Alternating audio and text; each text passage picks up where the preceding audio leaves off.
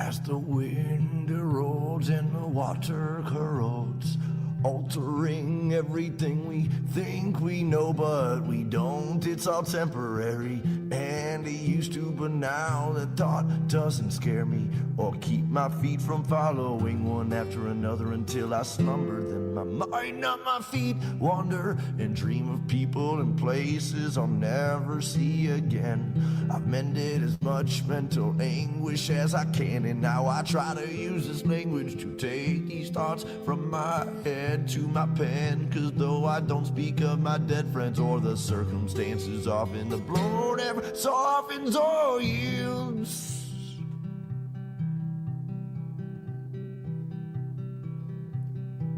I'm in a desolate field, lonesome stargazing, night blazing, chasing traces of remembrance and reverence of relevant friends and acquaintances, and faceless and nameless names and faces. And while my mind is racing through these photo albums and quotations, all these people and places far from me, for only land and stars I see when I'm outside of the mile-high city, which is not my city, for I was born 1,000 miles northeast of there, in the land of beer and lakes and pistol fire on MLK's birthday, where there is no minorities and segregation's mandatory. But that's a whole nother story altogether, and no matter the weather or hardships that any place brings, I'll still laugh when people shiver and say it's freezing, or say, hey, no, wait, I already had 18 mixed drinks, but I guess it's a Midwest thing, and I'm a mess from a dirty city and brought most of this filth I've gathered with me. Welcome to another episode of Experience Andy Weins Live, and it's the greatest time of year, the holidays, the time for seasonal depression to kick in. Happens every year, the sun goes down earlier, the colder weather has moved in, and people think about their past a lot more than about their present. Now's the time that we combat seasonal depression together after the verse. My work labors on as lovers sleep in each other's arms, remaining calm and collect. I begin my self-reflection process of redemption. Honestly, I don't know where this road leads, or if I'm even going. Could be rowing upstream, or worse, chasing my dreams to the peak, to finally be somebody doing something with what I have, rather than saying again and again that I can't and I won't anymore from this day forward. Cause Lord knows the past is set in stone, the present is yours to mold and to use for future uses. I know I'm a nuisance, I'm told, except neither young nor old, nor giant nor gnome. I don't sleep on these streets usually, though I've made thrones of my own. I don't sit well with idle hands, though don't know what to do when I'm home all alone. I'm a menace thrown from society, and as it lies to me, I'll smile silently as others do as they please. I am watching and listening, and I'm grinning all the while. 'Cause sometimes all you can really do is smile. So as the work labors on, I'll keep on singing my songs, and this day is never done. We just keep on spinning around that sun, and well, through all these miles and trials, all I've learned to do is smile. Is to smile.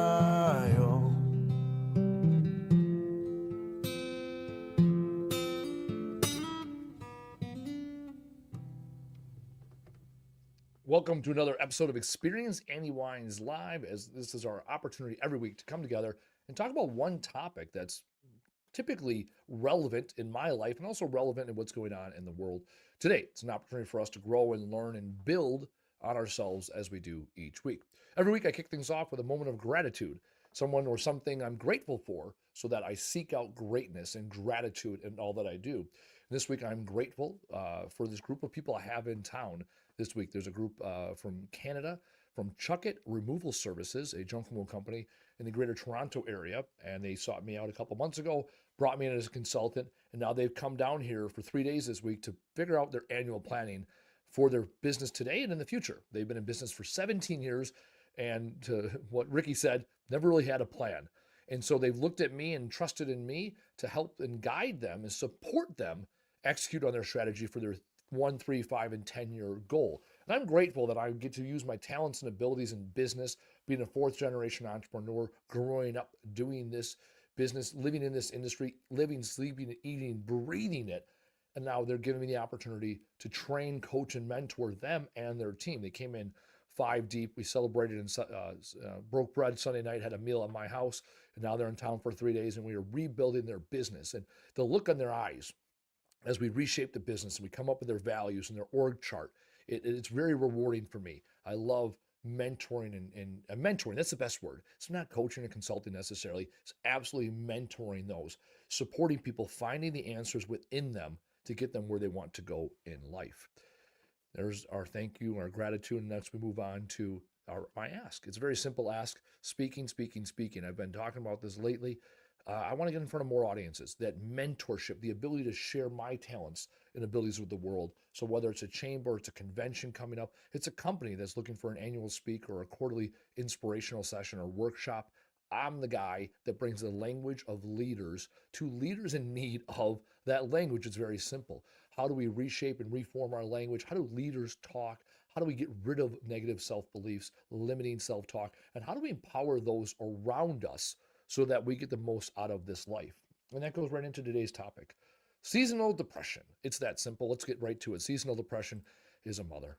I've struggled with depression all my life. I've struggled with depression as a kid being bullied.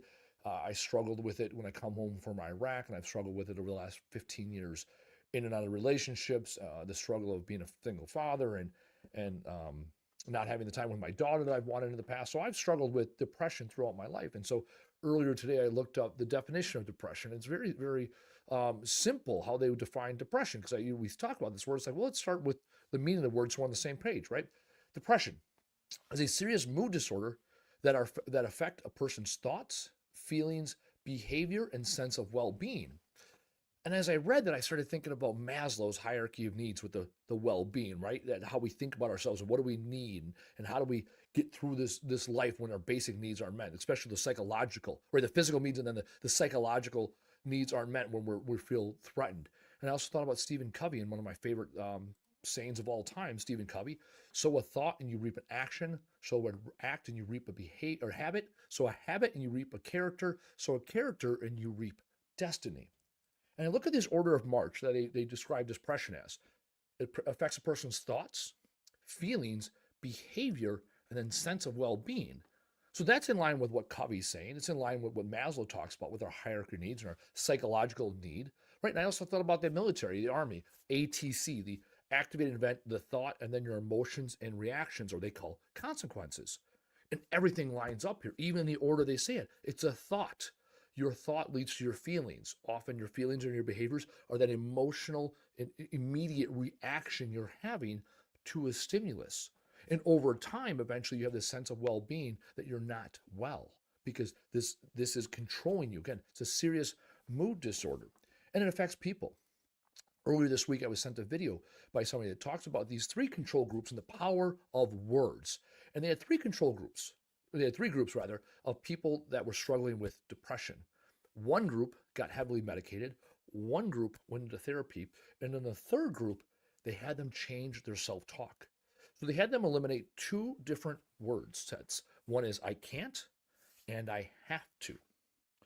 As we know, read my book, right? I can't is a shit word, right? And I have to is a limiting self-belief, an obligation versus an opportunity. And when people start to take control of their life, they shift from that victim mindset to the victor mindset. They start saying things like, I choose to, I choose not to, I will. I can't is often a lie. I can't make it. No, I choose not to come. I've struggled with this for the last 2 years. I gave up alcohol about 2 years ago, and I often say, I don't drink, right? It's a simple thing, right? I don't drink also turns into I don't care. And I always talk about that. I don't care about this. I don't care about that. And it's very limiting self-talk because I'm not telling the world anything, and I'm reasserting onto myself the negative things I think in this world. So now I choose to say I abstain from drinking alcohol, right? It's a choice. I'm making a choice to avoid using alcohol. I abstain from it, right? Everyone knows what the word abstain is, and it's a conscious choice I'm making. Often when it comes to decisions, earlier today, actually, we we might be hiring a new vendor, right? And it's from our IT company, and we've struggled with our IT company recently, so we're looking for a new IT company. And my heat of the moment thought was like, I don't care. I want my computer to work. Like, just no, I do care. So let me list the things I care about. I care about my computers working. I care about us having the infrastructure in our company where we can run our business every day, right? And I also care that you, that's talking to my business partner, that you maintain the relationship, because it's a better fit for you to maintain the relationship than me, because I have failed at it in the past working with vendors, and especially the IT vendors. So instead of just throwing it up in the world and saying, I don't care, right? Limiting what I do care about, I talk about what actually matters to me. Also, what I have control over. I can sit back and say, oh, I can't make that decision because I failed it in the past. No, no. I choose to delegate and elevate somebody else to make that decision. And I felt good. I felt good that I know the decision's in the right hands with the right person. And now that person's empowered to make the decision. Going back to that study, those three groups of people, heavily medicated, those that got therapy, and those that changed their language. The people that chose their language, they got rid of I can't and I have to, and transitioned it to I choose to, or I choose not to, and I will, show better signs of recovery and got out of depression sooner than the other two groups. Because going back to what Stephen Covey says, it all starts with our thoughts. Dr. Mihai Csikszentmihalyi talks about why you're excited versus you're anxious. You get the opportunity to pre-plant thoughts in your head. I was having a conversation with my mom yesterday. My mom was going to go do water aerobics at the Y. So my mom is admitted she's a silver sneaker. She admitted her age is catching up with her. A couple of years ago, she tore out her knee playing pickleball. A year before that, she played volleyball in the sand on our team. Like 3 years ago, like the second play of the game, she hurt her ankle or her knee. I'm struggling to recall which it was. She was out halfway through the first game of the first, match of the first season. And years before that, she had played volleyball. She had played court volleyball up until 5-7 years ago. Well, yesterday she called me. I called her, rather. I check in with her every day. And I'm on the phone with her, and she's like, oh, I'm going to the Y to do water aerobics. And I don't want to for this reason. It's a locker room. It's the ladies. I don't know where to go, right? My mom's 67 years old, and she sounded like a 5-year-old going to her first day of kindergarten. Well, I don't know where my locker is. I'm not going to make friends. Last night I called her to check back in with her to see how she was doing. Or she called me, rather. Getting my days and things confused. And she goes, oh, I could not have had a better time. Yeah, it was the Y. I figured it out. There's a locker room. Yep, we change. You take your towel out. And it turns out I'm in the water aerobics. The water's up to my neck. It was nice and warm. I was able to move my body without hurting my joints. And the lady sitting right next to me is a lady I haven't seen in 10 years because we used to work together at a place. And it was like, well, there you go, right? You went from this, oh, I have to go do water aerobics, right? I can't do this and I can't do that too. I had the time of my life, right? And her choice in that moment is getting the body moving. I was listening to something a couple of weeks ago, Andrew Huberman, they were talking about your mental health versus your physical health, which is more important. And a lot of people say, oh, it's my mental health. I got to work on my mental health. Once my mental health is right, I'll get my physical health figured out. No. Your mental health often is a byproduct of what you're physically doing. You have more choice over what your physical body does than what your brain is actually doing at rest. When you get physically active, it gives your brain a chance to rest and digest. It's one of the reasons I love playing volleyball year round. I can say it's a 1 hour a day when I'm on the volleyball court, my phone is not in my hand. It's the 1 hour a day that I'm not available. It's the 1 hour a day that I'm focused on one thing and one thing only. And I'm standing, I'm moving, I'm jumping, I'm running. I'm doing all these things to increase my heart rate, to increase the dopamine that's dripping into my body. Because getting my body physically moving is good for me. This last 2 weeks, I've been deer hunting, going out to the field, getting out in nature, taking walks, pushing deer and driving deer. Just even I was going to say just, I did say just, even walking to my stand and sitting there and breathing in fresh air and watching the sunset. All those things that I'm doing physically enable mentally for me to be grateful for the life I live.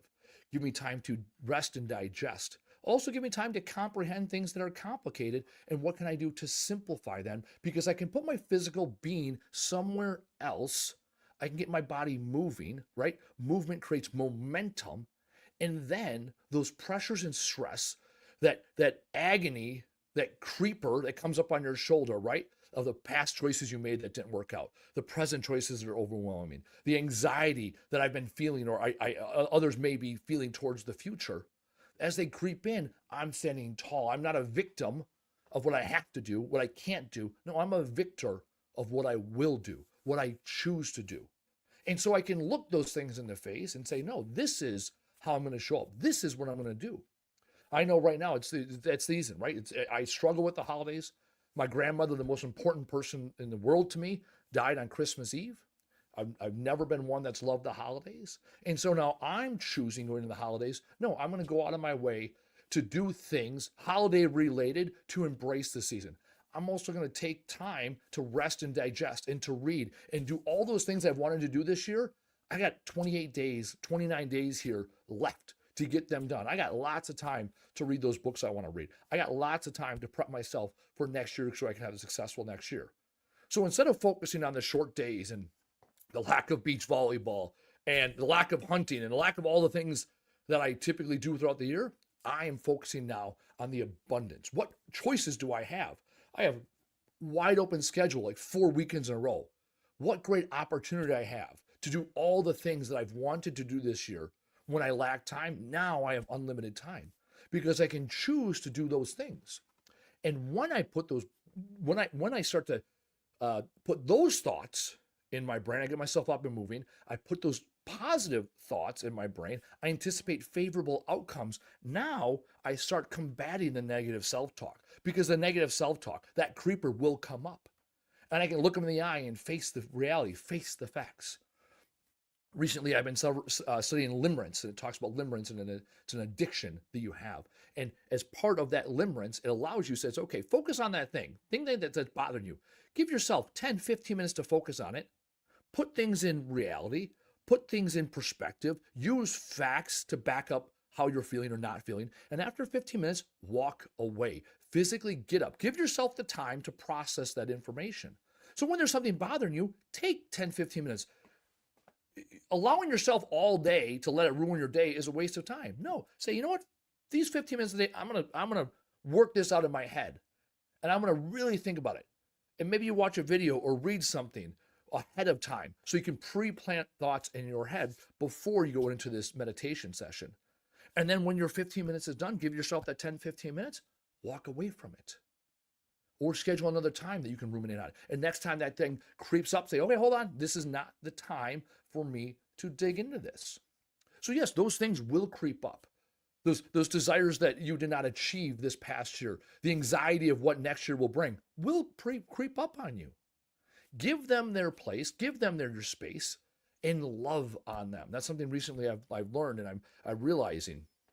In the 4 agreements, they talk about that, right? They talk about the duality, right? I talk about the Cherokee fable, how there's the wolf of love and there's that wolf of hate. And I often will say, starve that wolf of hate. Do not give credence to that wolf of hate and scarcity, and love upon the wolf of abundance. And what I realized recently, no, love both the wolves that are inside you. Love it to a point where that poison becomes a serum, right? That fuels you and energizes you. Love on those things that you don't love about yourself. Be proud of those things. Be proud of who you are. Embrace those idiosyncrasies and imperfections that the rest of the world sees, that are those things that make you uniquely you. And when you get yourself up and physically moving, when you implant and pre-plant thoughts in your head, when you take time to process and love on yourself, you will fight off that depression. You will no longer focus on the number of hours of light in the day. You will focus on the hours you have every day to work on yourself. You'll no longer talk about the cold. You'll talk about the warmth from within yourself. You'll find opportunities to be great. You'll find gratitude in the season. You'll find how wonderful the world is when you selfishly focus on you. That's the challenge of this time of year. What I see everybody, a lot of people go out there and they want to get out to this world and give, and then they feel so defeated. They're depleted from giving. The opposite, right? And then they go home and then they want more and more and more. No, embrace the time you have with yourself right now. Take the time to work on you. What are the things that you've wanted to do over the last 48 weeks? You got 4 weeks left to get those things done. Give yourself that dopamine. Maybe you didn't go to the gym all year. Maybe you didn't start your nutrition plan. Maybe you didn't read the book yet. Okay, right? The old adage, right? Yesterday was a really good starting day. Today's better. Tomorrow's the worst option. Start today. Start doing those things today that you know are going to make you a better person. And then we will no longer talk about depression. We'll no longer talk about the season and the seasonality and the cold and the short days. No, we will talk about what you do to make yourself great. And in a matter of 3 weeks from now, the days will get longer once again. And eventually the snow will break and it'll be spring and summer. Why wait until then to be the version of you that you want to be in this world?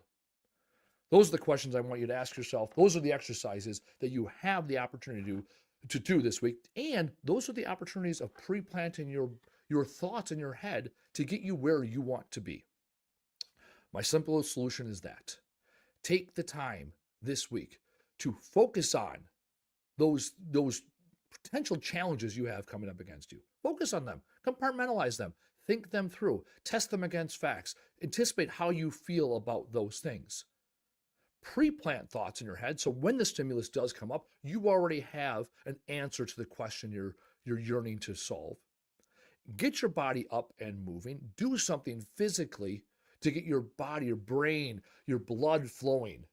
Right? I often think why do we have such high depression rates in our society and mental health issues? Because people are fat and lazy and not getting out and fucking moving. Get out and fucking move. Eat right, sleep right. Do those things and your mental health will follow. And finally, when those parts of you that you might not love come up, give them a little love. Remind yourself that that's what makes you uniquely you. Dan Sullivan calls it your unique ability. Les Brown calls it your greatness. Mark Twain calls it and refers to it as the second greatest day of your life. The day you're born and the day you figure out why. Love on those parts of you that are unique. One of my favorite movies, the movie Home. It's a kid's movie. At one point in the movie, he says, I do not fit in, I fit out. Lean into how you fit out. Let the world see that. When I talk about the 3 steps to success, that is what I'm talking about when I say show the fucking world who you are. Those idiosyncrasies, those imperfections, that's what makes you uniquely you. So this week and always, I ask you 3 things. Do these for yourself so you can become the person you want to be before the year is over. Do the fucking thing. Tell the fucking world. And show the fuck up. We'll see you next week. Through all these miles and trials, all I've learned to do is smile. Is to smile.